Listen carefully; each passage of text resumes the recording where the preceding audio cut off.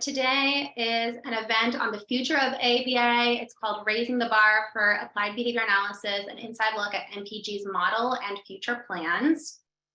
Ariel Kornblum is going to be presenting. She's PsyD and BCBA LBA, and I'm going to talk more about her shortly. But before we do that, I just wanted to talk about Manhattan Psychology Group as a company. We've been established since 2011, and we're a multidisciplinary team of over 200 providers, including psychologists, neuropsychologists, BCBAs, and special education teachers.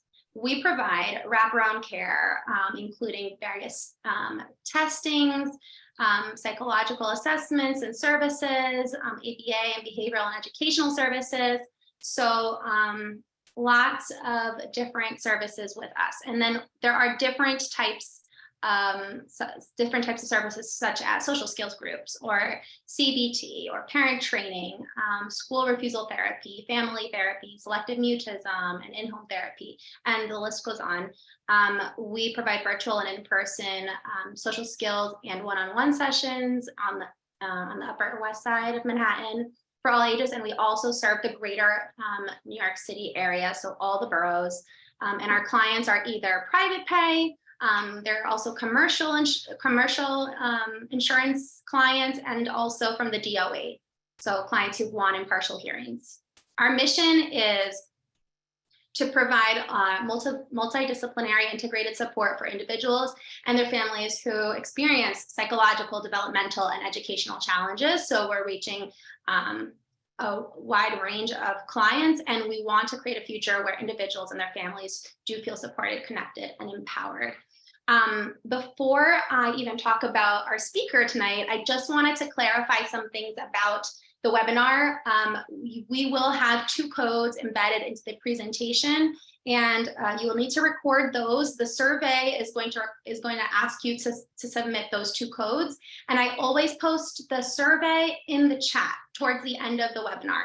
So please make sure to check. I'm going to notify you. Just make sure to click on the survey link at the end of the event, and then you'll be able to get your certificate probably by tomorrow. If not, give it a week. But we usually like to get them out. If you submit the survey quickly, we can get you that certificate quickly as well. One other thing, Lakin's going to be talking. We have our recruiting specialist is going to be talking to those of you who are interested with employment opportunities at Manhattan Psychology Group. So if you want to hear about the opportunities, that'll happen at the end of the event. Again, if you have questions, please put them in the Q&A box, and Ariel will try to get to as many questions as possible towards the end. So who is Ariel? She's our speaker tonight. She's also our Senior Director of Clinical Operations, and she works with my director, so I work closely with Ariel, and it's so great to hear her speak. She has over a decade of professional experience serving children with autism, those with PDA, ADHD, anxiety, school refusal, oppositional defiance disorder, and other disorders. She utilizes evidence-based collaborative approaches to address these symptoms, including CBT and ABT, and also ACT. So lots of different areas. And thank you, Ariel, for speaking on the future of ABA with MPG and overall this topic. So thanks again. Great.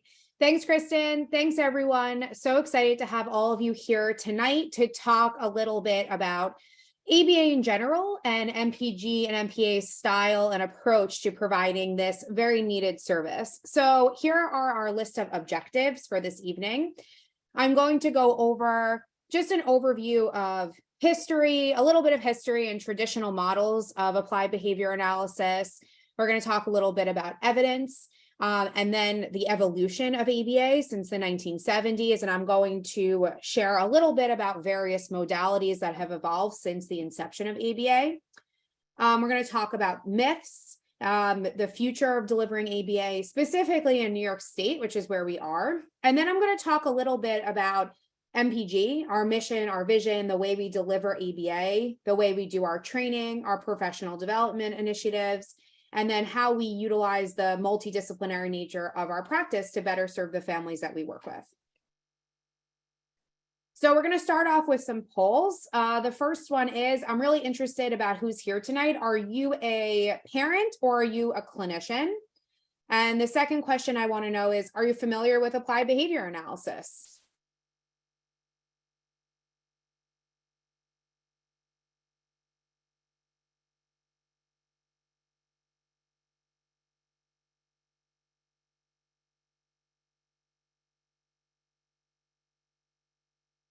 Okay, so looks like we have mostly clinicians, actually some people who are both, really awesome. And it seems like mostly everyone here is familiar with ABA. So let's get started.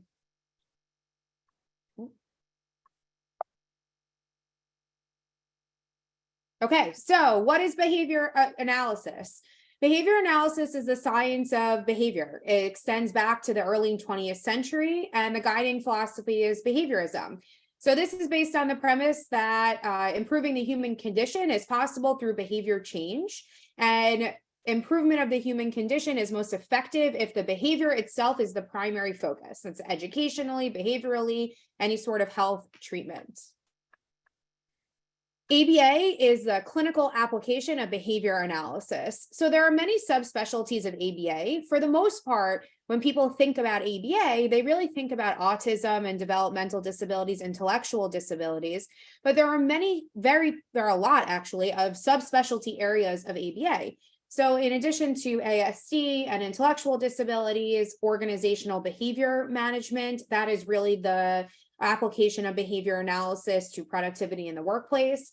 Behavioral pediatrics, which is more of a little bit of an in-between, right? So you go to the pediatrician and there's some sort of behavioral challenge, either, behavioral challenges at home, potty training, transitions, things like that. And the family is in need of really not, a full-blown course of treatment, but maybe some recommendations and advice. That is the integration of behaviorism into the pediatrician's office. Education, many of us who are BCBAs who have worked in schools before very readily understand how ABA applies to education and learning academic concepts. Health and fitness, brain injury recovery, and then clinical behavior analysis, which is really the overlap and a place that I practice a lot, an overlap between psychological services and ABA services. And it's a lot of therapy that occurs in an office setting, maybe looking a little bit more like traditional psychotherapy, but it utilizes ABA to really impact behavior. So I'm going to talk a little bit about ASD and developmental disabilities because that is the area that ABA is most commonly applied to. So the goal of intensive comprehensive intervention is to improve cognitive, language, social, and self-help skills. When applied to older individuals, ABA involves teaching behaviors essential to functioning in the home, school, and community. ABA can also decrease severe problem behavior that endanger the health and safety and limit educational, residential, or vocational options. This is the definition of the application of ABA to the ASD population via the BACB, so the board that recognizes all of us as BCBAs. ABA is broadly considered to be the gold standard treatment for ASD. It is effective across the lifespan, recommended, as an early intervention with babies as young as, 1 year old. And it is recommended on an early and intensive basis for young kids. So this is sort of the way it's been conceptualized over time, particularly as ABA relates to the ASD community. But the history of behavior analysis is pretty interesting. So behaviorism was first pioneered by John Watson in 1913. So like I said before, the early 20th century. Skinner's work built on this area. He pioneered learning theory and radical behaviorism. And I put something in bold here that I really want to highlight because radical behaviorism, which is what a lot of our ABA treatment is focused on, really designates that all human behavior is explained in the context of its relationship to environmental events. Skinner was pretty clear in saying when he talked about all human behavior, he was talking about public, objectively measurable behavior as well as private behavior. So lots of times in this field, BCBAs in general or just ABA therapists get pushback in a sense to say that, well, ABA ignores all feelings or it ignores all sorts of private events. And that is just, categorically false, going all the way back to Skinner. So I think we've sort of found ourselves in this space where, the world in general has viewed ABA as dealing strictly with objectively measurable behavior and not really with some of these more underlying feelings. I highlighted the Lovaas Young Autism Project here. Many of us, particularly people who are BCBAs, are intimately familiar with this study. It was in the mid-1960s, and it is Lovaas who pioneered an intensive 40-hour-a-week treatment for children with ASD. The focus was on teaching language, reduction of self-harm, and really at that time is when there was a lot of institutionalization happening in the United States, and it was to reduce the need for something like that. It was highly rigid, very structured, absolutely formulaic and adult driven, one size fits all. They used punishment procedures, including shock. And for Lovaas, what they held up was this idea of recovery from an autism diagnosis being the ideal outcome.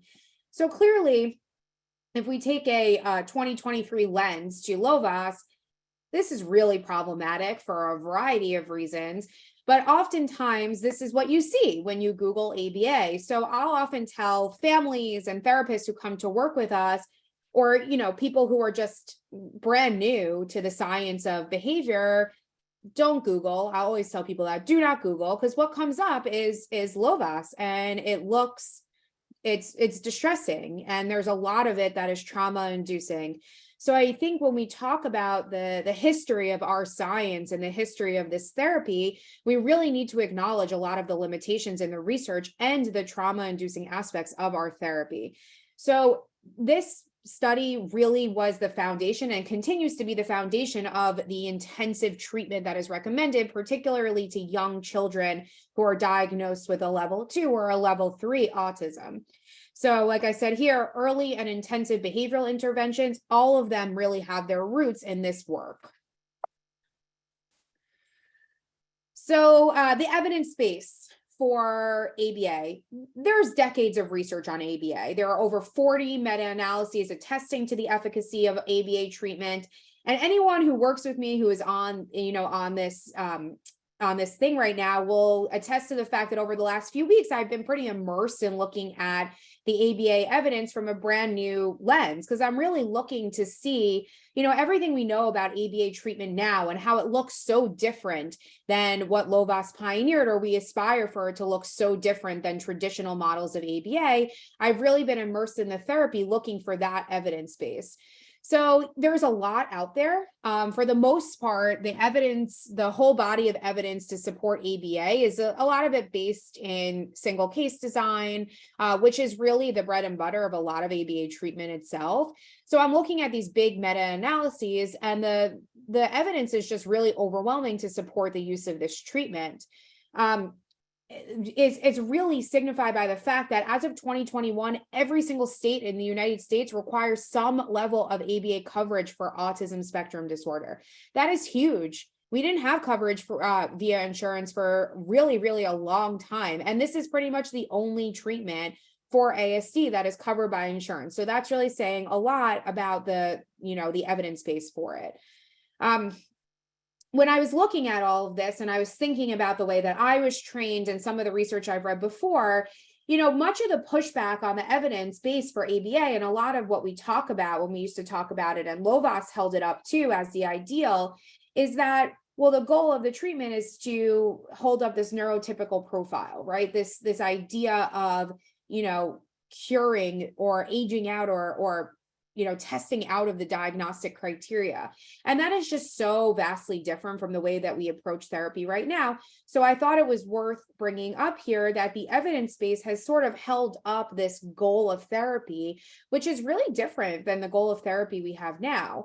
There have been a whole lot of recent studies on ABA. I'm talking last like 5-6 years, and many of them have highlighted improvements in all these methodologies. So, things like we're doing a lot less of punishment-based and extinction procedures, and studies have shown that that is helpful and that is really beneficial for the clients that we work with.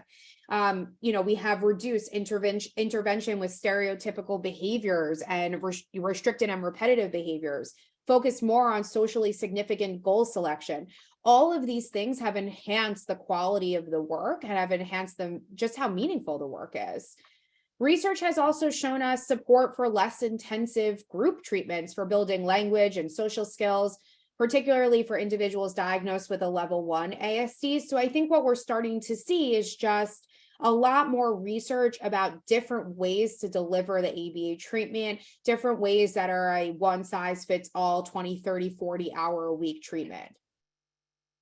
So ABA has evolved a whole lot since the 1970s and a whole lot since Lovas. And what I did here was break down sort of big modalities that have emerged that are based on, the science of behavior and the kinds of therapy we do. So when you Google ABA and you look at some YouTube videos or you read about Lovas, most of what you see is discrete trial teaching. Now, discrete trial teaching is one of the first interventions developed in the realm of ABA. Basically, what it is the skills are broken down into smaller discrete components, and then they're taught systematically. We use repetition, we use rewards, we try to generalize the knowledge, and eventually have that be in a maintenance repertoire for a client.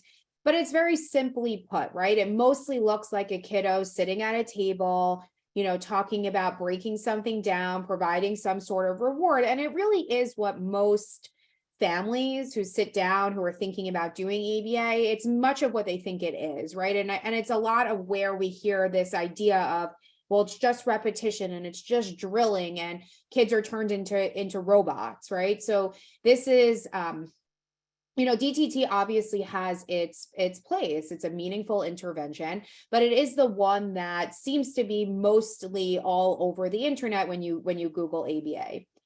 Natural environment teaching is way different than DTT. Skills are taught in vivo. We utilize the child's natural environment. It looks like play. What I tell every single parent that comes to meet with us, to think about doing therapy with us, is ABA should look fun. Your child should be happy to see their therapist. And if you're looking at a really good ABA session, it should look like really, really fun playtime. It should be not so clear to you what the therapist is doing as far as data collection, but you will know that they are working in a systematic fashion. So a great example of like an NET versus DTT is this idea of okay, let's focus on, like tying our shoes, for example. And if you were doing a discrete trial for tying shoes, you would break it down and you would just, in a not natural way, sit with the kid at the table, maybe with their shoe or one of those boards with shoelaces on it, and sort of drill it over and over again. And then try to generalize that skill to them actually tying their shoes when they leave the house. Natural environment teaching, on the other hand, will be, the therapist saying hey, let's go out and play. And now there's a real in vivo, very naturalistic opportunity for the kid to have to put their shoes on. And then we get to work on, tying shoelaces. PRT is another one, pivotal response training. And in this one, the therapist will specifically target pivotal areas. So the idea being that once you reach one of these, once you master one of these pivotal areas, once you get to one of these thresholds, it sort of opens doors to a lot of other behaviors. So if we are able to, for example, teach some functional communication or interactive language skills, and now the child has a social interaction repertoire, that really opens up a lot of doors for peer interaction, adult interaction, all of those sorts of things. Early Start Denver model is really exclusively for the younger set. It is an early and intensive intervention. It also uses all the principles of play, joint attention, and just the natural development, toddler development, what we know about that from developmental psychology. And we're looking again to enhance these pivotal areas similar to PRT, joint attention, communication, language skills, social skills, If I am a non-vocal kiddo and I don't have use of gesture, I don't have command of command, right? A way to request items, then if someone teaches me how to utilize an AAC or how to point or how to use words to ask for what I want, then that is going to open up a whole new world to me. And those are the things that are really important when we're thinking about conceptualizing our programming. Which brings me to the next one, PECs and AAC. This is communication utilizing picture exchange, utilizing apps. There are lots of different kinds of apps that you can just download onto an iPad. And in conjunction with speech therapists, it really can be life-changing to give a child just a way to communicate. The most recent one here I'm going to put, which is something that lots of us in the field have been really diving into over the last couple of years, is today's ABA, which is pioneered by Greg Hanley. And the idea is on focus is creating these environments where learners are happy, relaxed, and engaged. HRE is his acronym. The idea is that therapy should be client-centered, focused on choice, and that in order to learn effectively, clients need to be happy, relaxed, and engaged. So, all the progression of these things, they're not exactly the order in which that they've evolved, but we could see if we take a look at LOVAS, which is sitting in the chair, drilling, use of punishment, use of shock, use of escape extinction, and then we put that alongside Hanley's today's ABA, we are just talking about light years away in the span of, I have to do math now, like 60 years, which is not that long of a time when we're talking about, medical and behavioral intervention. So we have just come a really long way. This field is very dedicated to evolving based on the science. ABA is a science. So we always need to remember that we're rooted in the science of behavior analysis. So I wanted to throw up some really common myths and misconceptions about ABA. I'm sure that many of the clinicians here can relate to when they get a family, in their office, or they're meeting with their family in home.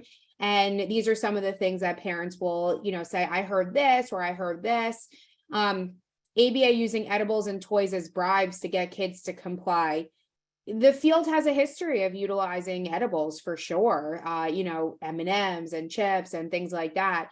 I will say that, everyone knows, well, not everyone, there's a real distinction between bribes and positive reinforcement, which is something that as therapists, we often need to explain a lot.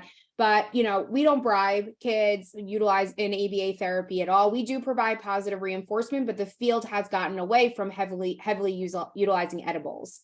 ABA leans heavily on punishment, another really big myth that, thanks to Google and our history seems to extend really far, and especially to this day. Third one is a big one. ABA is just a treatment for ASD. This one is so categorically false. Training to be a BCBA involves learning about all different kinds of diagnoses. And at its core, it's about learning about behavior and how to work with the environment and the context to really, engage with socially significant goals. And that extends, kiddos with ODD, ADHD, learning differences, they also require socially significant goals. So ABA is not just for ASD. ABA makes kids into robots. No, ABA does not make kids into robots. That is something that is a lingering criticism of the practice. The goal of ABA is to cure ASD. It's not. And like I said before, a lot of our prior research will sort of hold up this neurotypical ideal as the goal of therapy, but that's not really what it is. If you remember at the beginning of this presentation, we put up our mission and our vision. And, that has been a work in progress over the years to really reflect what the goal of therapy is. And we're really moving from this idea of, curing and independence more into empowering and into autonomy, and to really investing in those socially significant goals that are going to, have individuals lead a more meaningful life, a more connected life. So that is not the goal at all, to cure ASD. ABA sessions take place at a table or a workspace. No, the greatest thing about ABA is it takes place everywhere. It can be in your home, in the community, in the school. ABA can occur in a grocery store or in a museum. This is my absolute favorite part of this therapy about ABA, is that you can literally do it anywhere. The last one, very important, ABA ignores all emotions. It does not. There is a place for feelings and private behaviors as part of ABA treatment. Okay, I want to get a poll question. What has your experience been with ABA? Positive, negative, or just neutral, middle of the road?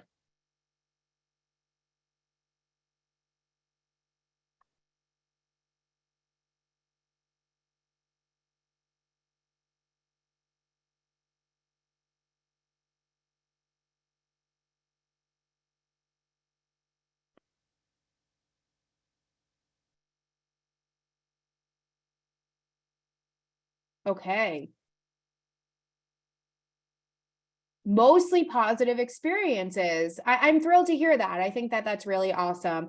Some neutral experiences and some negative experience. So I think there's a place for, for all of that. And I think as clinicians and as people who are doing this kind of therapy, we always need to be open to feedback. We're always trying to learn. So, big shifts in therapy since the 1970s. So I talked about this a little bit. We focus more on reinforcement than on punishment procedures. That is just a fact of the therapy that we do now. We do not go to punishment procedures without really exhausting a full bank of positive reinforcement. The goals of therapy have evolved from closing the gap between typical and neurodiverse development into achieving happiness, autonomy, self-efficacy. We're focused more on natural reinforcement, systematically pairing our tangible reinforcers with social reinforcers. Emphasis on the social significance of our goals, which is really important because that involves input from every stakeholder, the client, parents, teachers, therapists. It really needs to be a collaborative process. The last two things here, I definitely want to spend a little bit of time talking about. So in recent years, we hear a lot about neurodivergence and neurodiversity as a movement. And I thought it was important to really throw up like an actual definition of what neurodivergence is. So it's variations in neurological development and functioning across humans, and is the idea that these are natural. They are a valuable and natural part of human variation and not necessarily pathological. So forever, for years and years and years, when we think about the DSM and we think about the ICD and we think about diagnostics in general, it's always been symptom checklists, check off your symptoms. And if you qualify for a diagnosis, you qualify for treatment. And the inherent undertones there are, well, then something's wrong that we need to fix. And this is not to say that there aren't parts of the neurodiverse experience that, warrant intervention. We certainly, I have, and I know many of the people here have worked with, individuals who do engage in self-harm, who do require a degree of intervention in order to be able to live a meaningful life. So this is not to minimize that at all, but it's really the idea that neurodivergence and a lot of the things that we have previously thought to be, pathological are maybe not pathological. Maybe they're just part of the human experience. And if they are part of the human experience, then it is part of our job to make them a valuable part of the human experience and to treat them as such. And that is a lot of the work that has been happening, in the past, decade, but really a lot in recent years. Which brings me to the next thing. So I spoke about the DSM and the ICD, but the social model of disability is very different than the medical model of disability. Again, medical model of disability, diagnoses pathology, and then we have treatment for said pathology. Social model of disability looks at things differently. Well, why should neurodivergent people have to change who they are to, meet the expectations of the world? Same for physical disabilities and a lot of medical challenges. So the social model of disability is more focused on identifying those barriers, that attitudes, the infrastructure, social exclusion, which make it difficult or impossible for people to attain autonomy, right? Part of our work has to be to break down those barriers for our clients. And I think that that's something that's been missing from therapy for a pretty long time, and something that we are really now readily including a lot more, just in the way that we conceptualize the families and the clients that we work with. Okay. I want to talk specifically about New York State because that is where we are and that is where I practice and where MPG is. So in 2012, New York State passed its initial law requiring the insurance coverage for ABA for individuals diagnosed with ASD. From there, we have this licensure law, which created a series of requirements for New York State specific licensure. So if any of you here, which I'm sure many of you are New York State LBAs, you will recognize the difficulty in actually getting a license in this state. So many states, when they started doing their licensure requirements, basically had said, well, if you have a BCBA, send it in and that will be good enough for a license. New York State decided to go in a totally different way, and they created additional educational requirements and supervision requirements and made it really hard to get a license in this state. And because of that, we've had the lowest number of behavior analysts per 100 people and the slowest rate of growth, despite a hugely increasing demand. We finally have movement on this, thanks to the work of NYSABA and various lobbyists, and probably many of you who are here today. At the end of 2022, the licensure requirement was fully lifted. The requirements for licensure in New York State are now in line with the BACB. I'm sure many of you have seen our communication about that, but this is a really big deal for ABA in New York. In June of 2023, the scope of practice restriction will officially be lifted. So that will allow BCBAs and LBAs to work with diagnoses other than ASD, which also brings us in line with the majority of states in the country. Last year, we also began to mandate that Medicaid cover ABA services. I would say that's more of a work in progress. There are parts of the law that need to be adjusted so that people can actually do this therapy for Medicaid. But regardless, it's a really big step ahead that will be a whole huge population of clients who were previously unable to access any sort of service. So what's next here? No more days of doing extra coursework and supervision. All BCBAs are now welcome in New York.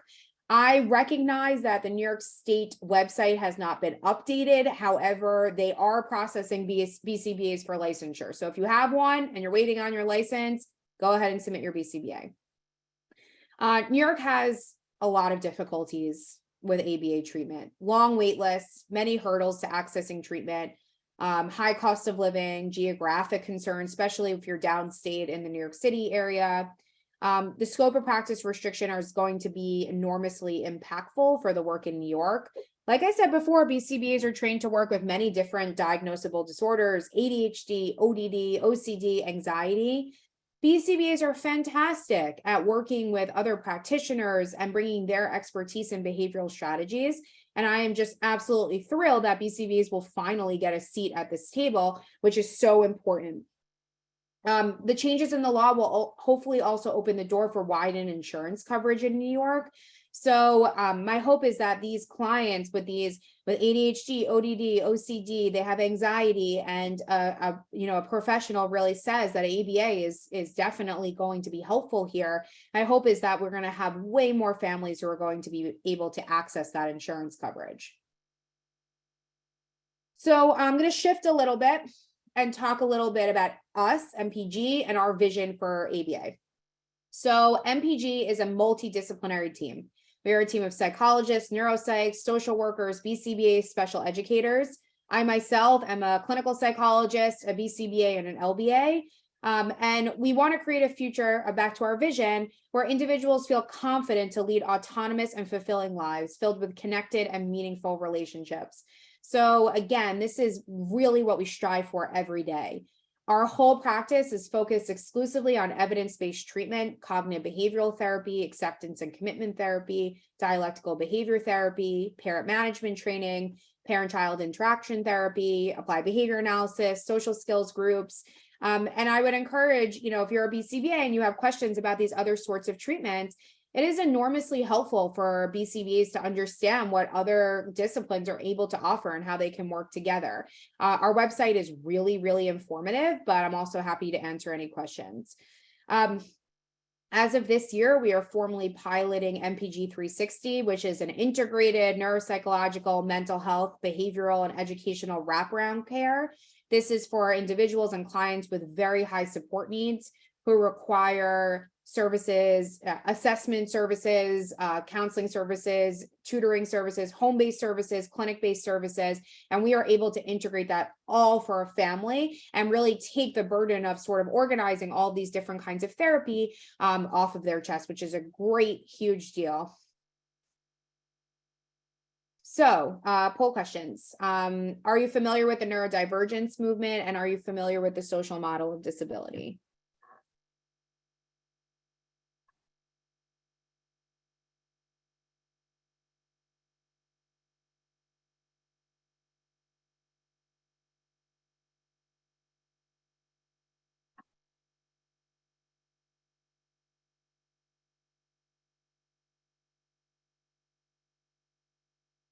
Okay. So I actually think this is really interesting poll question. So we have almost a 50-50 split on the neurodivergence, and really way less people knowing about the social model of disability. I would encourage everyone to look up the social model of disability, to familiarize yourself with it. I think it's really important in terms of just conceptualizing the work that we do in the families and the clients that we work with, and also to look more into neurodivergence. It is neurodivergence is not just for ASD. It really covers a lot of the diagnosable conditions that I referred to earlier: ADHD, ODD, OCD. It's sort of more of an umbrella term, but it's really powerful to think about it in terms of being a movement. Okay, so ABA at MPG. So we offer a lot of different kinds of ABA services at MPG. I'm going to focus a little bit first on our private pay, and we're going to talk about our commercial insurance as well and our training programs. But our private pay is huge. We offer a full direct service BCBA model via out-of-network insurance, via impartial hearing orders with the New York City Department of Education. We also offer coverage via commercial insurance. We really focus on responsiveness, high quality supervision, training, transparency. We are determined to take a model that has had its problems and, definitely has its hurdles and make it the best that we can possibly make it. For our therapists, our supervisors are easily reached. We have supervisors for everyone. They are very on top of everything that they are doing. They are not overburdened with supervisees. We have training programs, professional development, growth opportunities, and an overall focus on company culture, work-life balance. For our parents, we are highly responsive. Parents can always get in touch with us. They can always get in touch with therapists. They can always get in touch with supervisors, and we really want to hear. We have really taken the principles of OBM, organizational behavior management, and really applied it to our training programs and the work that we do. And we feel really strongly about the infrastructure that we have developed over the years. Okay, so I'm interested for therapists. If you're a therapist, did you receive specific training at the company or agency you work for?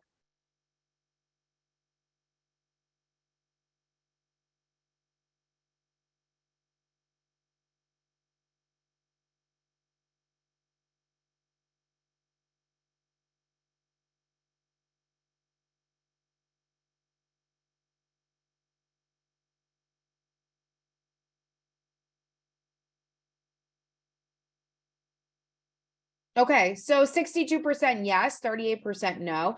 I think it's really important, right? Like for those of us who read a lot about just ABA agencies and the way that they operate and turnover and therapists and things like that, it is so important to receive additional training. Even once you have a BCBA, once you have an RBT, even if you're an experienced therapist, the learning never ends. So it is super important, in our opinion, that we offer an in-agency specific training. So I'm going to talk first about the training and the supervision model at MPG, and then we'll talk about MPA. MPG is our private pay, out-of-network, DOE impartial hearings, and MPA is for commercial insurance. So anyone who's a newly hired BCBA at MPG comes on board as an employee. They're responsible to complete a training series. It's specific to us and the kind of therapy that we want to do. We stick to the BCBA task list. We use evidence-based supervision strategies, behavioral skills training, goal setting, task clarification. what's our goal? Like, why do this? BCBAs have a lot of training. They did 1,500 hours. They passed the test. They did all their coursework. We weren't happy with that. We want to do a little bit more. So our goal is to form a team of compassionate and growth-minded individuals that not only recognize the importance of standardizing neurodivergent affirming therapy, but they embody this mindset. So we feel very strongly about, just the idea of, from the top to the bottom, for all of our supervision, all of our training, of really reaffirming our neurodivergent affirming practices. This is something we are deeply committed to and something that is pervasive throughout all of our trainings. So our training is really a first 12-week chunk. It has weekly group trainings, has synchronous and asynchronous trainings. We detail our standards of practice, the way that we practice therapy, our expectations in regards to assessment and to programming, how these things relate to day-to-day therapy. And then we do a competency-based training and review topics in a group. So there's a lot of collaboration with other therapists, a lot of touch points with supervisors. So here are some topics that we include: assent and assent withdrawal, play-based therapeutic techniques, teaching tolerance responses, behavior planning and creating assent-based behavior support strategies, and neurodivergent affirming care. So we do individual support, problem solving with the supervisor to just, collaborate on any issues that have come up, particularly in putting some of these treatments into practice. This is not our anecdotal findings, are that many BCBAs who come to us who have just finished their degrees and just gotten licenses do not have these kinds of trainings, and that's why we developed them. So sometimes it's, it can be difficult to sort of say, oh, I was taught to do it this way, but I'm going to try and do it this way. But we feel really strongly that we are standardizing our level of care across all of our companies to make sure that we are always delivering a high quality neurodivergent affirming practice. Here's the first code. So please write this one down. I'm going to give everyone like 1 minute.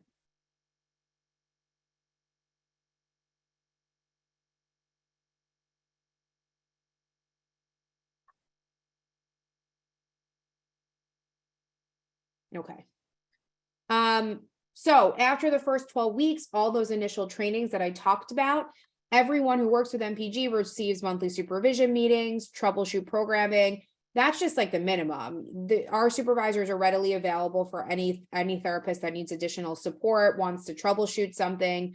The breadth and depth of this team is enormous. There are over 100 BCBAs working with us, many with lots of very specific expertise who can help on certain topics. They have opportunities to receive additional internal trainings. We offer them all the time.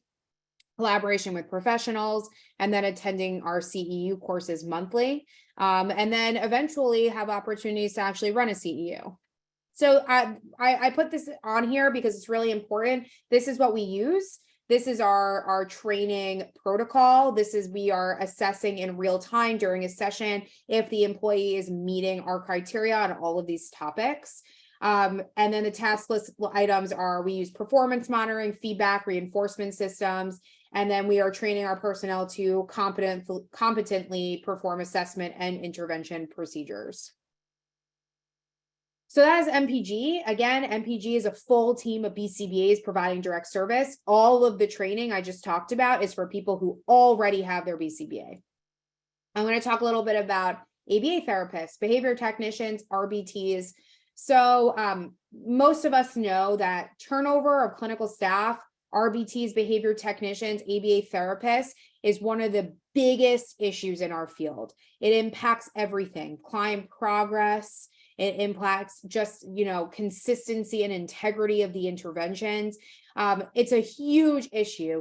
Rates of turnover in this field are like upwards of 50%. It's awful. So, we really did a deep dive into this, and Ashley, our commercial director, has really developed a training program to try and combat this, because the research tells us that a big part of turnover for ABA therapists is just that lack of training, lack of clinical support. So I'm going to go over a little bit. So we have, again, a mandatory clinical training with the commercial director and the case supervisor, the BCBA on the case. We do asynchronous training videos covering all the foundational aspects of ABA therapy. and then also topics related to our treatment philosophy. So client dignity, neurodivergent affirming practices, assent, and ableism. And then they have to go into meetings, training meetings to review the content. And then we have activities that were developed in collaboration with case supervisors to really figure out, well, can the therapists not just, do they take in the information, but can they apply it? We are constantly assessing the effectiveness of our training and the skills of our therapists. And then we do an ongoing clinical training hosted by ABA graduate students. The topics are internally chosen and they change, they're very relevant, but there are a lot of different touch points with training and supervisors for the ABA therapists. As a mandate for us, any ABA therapist who is starting on a case will have their supervisor there with them during the first session. That's a really, really big deal because lots of ABA therapists feel that they're just, thrown into situations with families. They feel unprepared for them. So we make sure to always have that support there. We're doing during the first session after, we're talking about rapport building, pairing, all our natural environment teaching strategies, and then how to take data in real time. That's a real skill to learn. And then we're talking about the admin stuff. What are the expectations for session notes? What kind of language do we use? The clarity of our note writing. We also have behavior therapists, collaborative meetings. So our supervising therapists who are ABA grad students host a monthly meeting. They discuss all kinds of standard housekeeping items, talking about integrity of the treatments, consistency. This is really purposefully just ABA therapists. So it's important to us that we're receiving feedback about supervisory staff, BCBAs, and then it offers the opportunity for the therapists to meet each other. One of the biggest issues in our field is everyone's like ships in the night. You don't really see other people unless there's a purposeful way to get together. And we offer that to our ABA therapists. We offer a study group for therapists who are studying for their RBT exam. We encourage every therapist to go and get an RBT. It's really important and definitely enhances the work. And then we reimburse them for the RBT training. Our BCBA case supervisors, these are for commercial insurance cases. So in general, a lot of BCBAs in the field take 1099 independent contractor positions across a wide variety of agencies. And they sort of pick and choose what works best for them. We have made the decision to only have full-time BCBA case supervisors. In this way, we're able to increase our communication, our training, and just the overall team feel and contact with our BCBAs. As of now, we have 5 full-time supervisors. They are doing case check-ins, BCBA collaborative meetings. All of them are required clinical trainings, and they are meeting with the commercial director on a very regular basis. So we really try to take this experience and make it more of a team approach. So quality assurance is really important to us. We are doing check-ins with our families, our therapists, our BCBAs to assess if there's any need for increased supervision, increased parent training. We have supervision and treatment planning for each case to not fall below 10%. However, it's usually up higher than that. Our BCBAs really invest a lot of time into training the RBTs and our behavior therapists. We require parent training. This is something a lot of agencies don't do. A lot of parents are not very interested in doing parent training. We know it to be an integral part of therapy, and we require it. We have a punishment panel for all of our behavior plans. Like I said before, the field has very clearly moved away from punishment procedures, but we make sure that they are not implemented at all unless they pass a panel and reinforcement strategies have been exhausted. Our BCBAs are mostly hybrid, but they're required to provide in-person supervision at least half the time. This is a really big deal. The pandemic sort of shifted a lot of BCBA work remotely, and we feel pretty strongly about it being partially in person. We also have this team, right? Like MPG and MPA, everyone can collaborate with each other. Different therapists from MPG might be able to help out on a case from MPA, and we really encourage that cross collaboration. And we don't have a billable requirement. We're just focused on the high quality therapy. Okay, so I'm almost out of time, so I really want to talk about this. So what's next? what's the role of ABA in a multidisciplinary practice? We are a multidisciplinary practice. How are we going to approach this moving forward? Like I said before, ABA has many applications outside of ASD, behavioral pediatrics, health and fitness, OBM. I have the definition of clinical behavior analysis here because I think it most readily explains the way that we're approaching this. Clinical behavior analysis is the application of the conceptual and methodological tools of behavior analysis to treat problems that have been traditionally characterized as mental disorders. To me, this is the true mashup and overlap of psychological disciplines and ABA. So common concerns addressed through clinical behavior analysis: anxiety, any sort of behavioral challenge, ODD, OCD, depression, ASD, of course. Clinical behavior analysis takes thoughts and feelings into account within the context of the behavioral environment. So again, BCBAs, where we can take feelings and thoughts into account, we just make sure we have to put them in the context of the behavioral environment because that's what we do. Modes of this sort of therapy: ACT, behavioral parent training, selective mutism treatment, just managing the contingencies in an environment. And this is part of the task list: collaborate with others who support and provide our services to our clients. So MPG 360, this is our new offering, and it is a true multidisciplinary collaboration. I'm really excited about this. This is something that has been in the works for a long time and is really highlights what we can do as an agency. It's a wraparound comprehensive care option, and it's really designed to keep families intact. We're talking about educational services, psychological services, ABA services. It's intensive support. It happens at home, in the community, in educational settings. All the evidence supports in vivo treatment.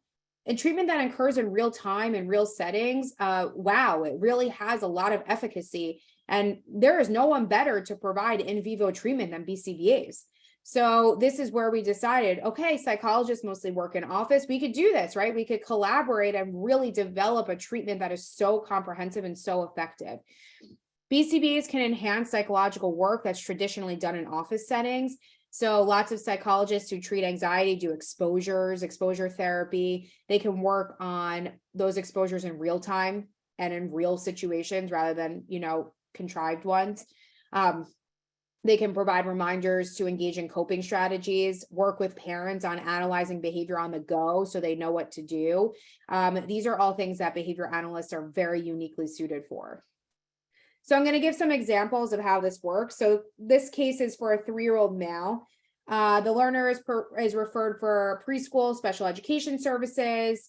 The family opts for private testing, and the child has an ASD diagnosis. They attend an integrated preschool, receive ABA at home. There are struggles at school. The ABA therapist pushes into the school. The BCBA provides coaching and training to the school. Parents will now receive at-home parent counseling and training. And parents participate in a parent support group at MPG. And then one of the parents who is struggling to cope with having a special needs child can participate in individual therapy. All of this is which MPG is providing. The child can attend social skills training in a natural environment and participates in a social skills group when he's old enough to when he turns 4, which is when we start our social skills groups. Second, 6-year-old female. Disruptive behavior in 1st grade, struggles to make friends, behavioral difficulties across the board, homeschool. Parents participate in a clinical parent training group to learn strategies. From there, they decide to enroll in parent-child interactive therapy to refine their skills, more individualized. The child participates in a social skills group. The BCBA is then sent to support the child in school. An FBA is done, a BIP is done. The BCBA provides training to the teachers, follows up on the integrity of the treatment, collaborates with the psychologist. And at the same time, the parents participate in couples counseling to talk about difficulties addressing, with their ability to cope with challenges from parenting, visit the diagnosis, things like that. This is our second code. The second code is training, and I think a lot of people had said that the first code was blocked by the poll, so I don't normally do this, but the first code was neuro. So first code was neuro. This is the second code, training. Okay. So before we end, I just want to say that like this is a very exciting time to be an ABA therapist, to be a BCBA in New York. We're going to be able to do a lot more work outside of the ASD diagnosis and to really integrate those neurodiversity affirming practices into other diagnoses, into working and collaborating with psychologists. MPG 360 is our version of how to provide this really comprehensive treatment. So thanks to everyone for coming tonight. I'm here if there's any questions. Here's my information, as well as Michelle, who's our clinical director of behavioral and educational services for MPG, and Ashley, who's our commercial insurance director. I'll pull up the Q&A.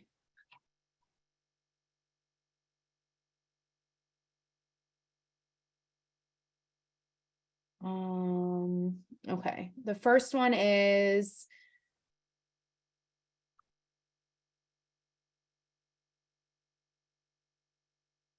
can you discuss a bit about nagging strategies?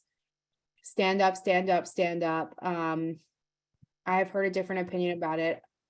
Updated information about this particular strategy. I think I know what you're talking about. Like, so I don't think that this practice is in line with the therapy that we are doing at our practice. And I don't believe that it has, a lot of clinical integrity. What's the difference between PRT, ESDM, and today's ABA? Oh, there's a lot of things that are in common. But PRT and ESDM are actually specifically focused on like actual skill development. Today's ABA is more about the approach and more about assent-based intervention, which is what the next question is. So the idea that, so assent is for minors, consent is for adults, 18 plus, assent is for minors. And it's essentially like, you will know if a child is consenting to the kind of therapy. You will know, right? Like you will know if they are into it, if they're happy, if they're relaxed and they're engaged. So if assent is withdrawn, right? A child's trying to escape, things like that. Assent-based interventions, which is what we practice, really teach that child to, request that sort of a thing. And we don't practice escape extinction, which is something that has been traditionally practiced where you do not let the child escape the demands. You mentioned the social model of disability. Can you describe in more detail how does taking that approach practically impact the work at MPG? What does therapy mean then if it's not to treat symptoms? Therapy is designed to create and work on socially significant goals. Can you speak as to why some individuals with ASD who have had ABA as children are so against this modality? I would encourage everyone to be looking into this because there is a lot out there about adults who are, remarking on their experience and a lot of trauma-inducing therapies that they received. And it is our job to listen to that, even though it's hard to listen to. A lot of the practices that are, in the 70s and the 80s, and really actually a lot more recent than that, have really had some negative impact. So I think that's why we're seeing a lot of that now.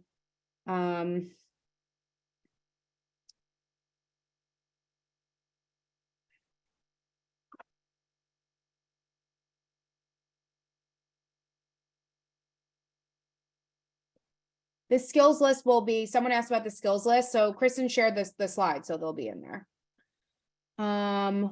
What is your typical caseload? So I think you mean for the BCBAs. So our MPG BCBAs, they work somewhere between 10 and 20 hours a week usually. And our insurance-based BCBAs have a caseload of about 10 cases. Availability in other states. We do, many of our psychologists, myself included, are licensed in many states.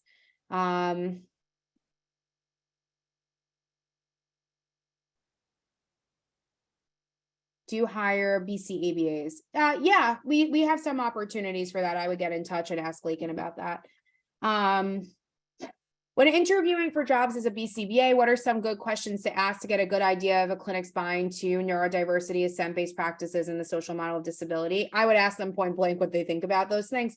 And I think from there, you'll you'll get a sense. I will say that a lot of, these words, especially the ones you put up here, pretty like buzzworthy in the ABA space. A lot of people say them.